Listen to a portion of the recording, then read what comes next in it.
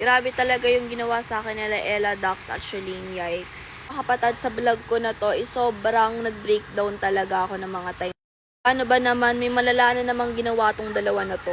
Pinaka-iniyakan ko talaga sa buong buhay ko. Grabe, ngayon lang ako umiyak ng ganito kalala. Nakita nyo ba yung pink na damit na yan? Ayun lang naman yung binigay sa akin ng taong mahal ko. Ayun yung damit na iningatan ko talaga, minahal ko, at pinaka-paborito kong damit na binigay sa akin ng birthday ko.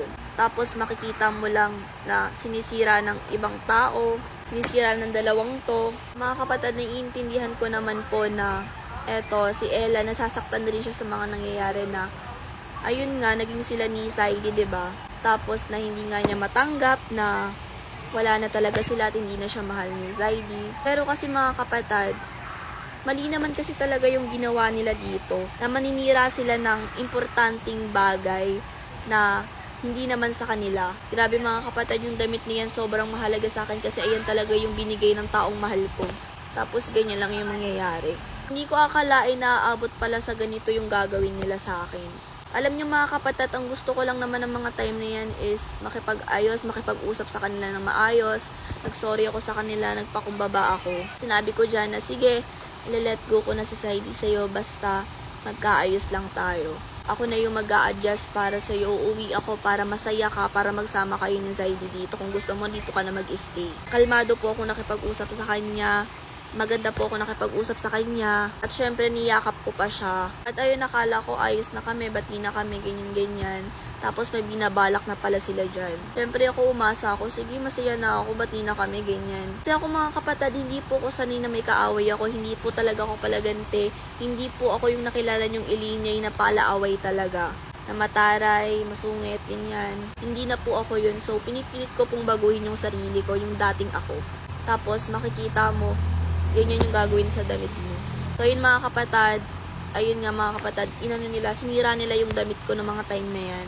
Pinagugunting nila, hindi ko nga alam kung paano nila nakuha yung damit na yan eh. Iniingatan ko nga yan. Actually mga kapatid, kakasuot ko lang talaga yan, tapos bigla siyang nawala, tapos nakita ko, hawak na lang nila. Grabe, dyan talaga ako, pinaka nag-breakdown talaga. Kasi kahit ikaw, pag binigyan ka ng mahalagang bagay ng taong mahal mo, tapos sisirain lang ng iba, anong mararamdaman mo? Malulungkot ka, 'di ba? Magagalit ka. Hindi ko nga alam kung ano pa ba yung ginawa ko sa kanilang masama.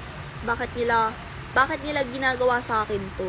Alam niyo sa una, akala ko mabait tong si Shalene, pero ganyan pala talaga yung ugali niya. Plastic lang pala. And eto, sinasabi ni Zaidi dun sa vlog ni Kuya Adrian na ayun nga daw, nabaitan daw siya, ganyan-ganyan, tapos ganyan lang yung makikita mo. Naiintindihan ko naman sa part na baka nasasaktan siya, iniintindi ko na lang siya, baka nasaktan nga, ganun. Pero kasi mga kapatid, bakit naman ganyan? Sinong taong gagawa ng ganyan, 'di ba? Pero siguro mga kapatid, sa ngayon, kailangan ko na sigurong i-let go si Saidi kahit mahal ko siya. Kasi ganun naman talaga eh, wala rin naman akong karapatan. Kasi ano nga bang pinaglalaban ko, 'di ba? Eh hindi naman ako yung tunay na girlfriend. Nililigawan lang din naman ako, wala rin naman akong karapatang magalit, bawiin siya. So siguro hahayaan ko na lang din siya kung saan masaya yung Ella Dax na yun. Kung talagang gustong-gusto niyang bawiin sa akin ni Zaidi, wala akong magagawa.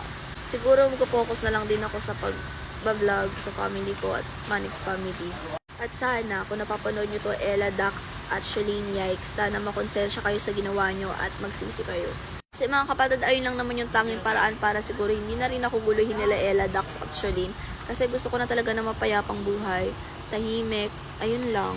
At sana mga kapatid, huwag kayo magagalit sa akin kung ano man po kasi eto lang naman po talaga yung nararamdaman ko. Nasasaktan din po ako sa mga nangyayari, pero kailangan ko po itong gawin. Pero nakadepende pa rin naman po yun kay Zaidi kung sasama po siya dyan kay Ella Dax. Pero po hindi ko na lang din po sila guguluhin. Tatahimik na lang din po ako. Kaya yun lang.